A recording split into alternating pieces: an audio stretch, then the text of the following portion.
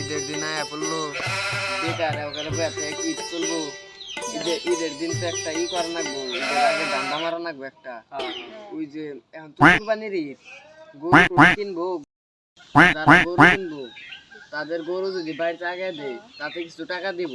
এই কাম করলে কিরকম হয়? তা ফাহিম, তুমি কিছু বলো না, তোমার মতামত দাও। আমার মতামত গরুর না ইগা থেকে না আরে যে গোবর হবো না উন্না বেশ মুগান উন্নার দাম বেশি এখন। উন্নতির কথা হইতেছি, ট্রেনে ও উন্নতির কথা কোন হইছে? জুতা দিয়ে দেওয়া উচিত, এজন্য তোরা আমি কোনো ইয়ে মধ্যে নিবেন না। ভালো কথা কই তো তোর উন্নতির আগে তুই উন্নতি করছ। আমার মাথায় একটা বুদ্ধি আইছে। আমরা যদি দালালি করি তাহলে কেমন হয়? তোর উদ্যোগটা সেন্সে রেখে দিলাম রে, সেই উদ্যোগ রে। তোর কথাই ভালোই যুক্তি আছে, কারণ এই দেশে দালালের দাম বেশি। কারণ গেরেস্তরা এত কষ্ট করে কামাই করে গরু পালে পাইলে আবার আড়ে নিয়ে বেচে, আর দালালরা দুই বাড়ি দিয়ে তার চেয়ে বেশি কামাই করে নিয়ে যায়। তাহলে এই দালালের ব্যবসায় শুরু করা লাগবে।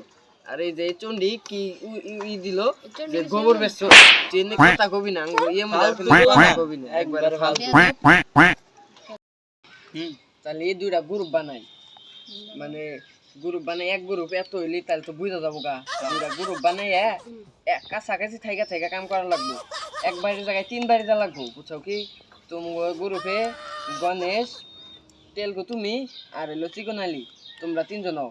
আমরা এই 3 জন থাকবো। আর এই 3 বকবেল হইলো লাল চান, কালা চান আর হইলো গোবর। ওরা 3 জন আমার সাথে থাকবে, বুঝছো কি? তাহলে শপথ করো। Women. যেন সফলভাবে দালালি করে ঈদ উদযাপন করতে পারি। আমিন।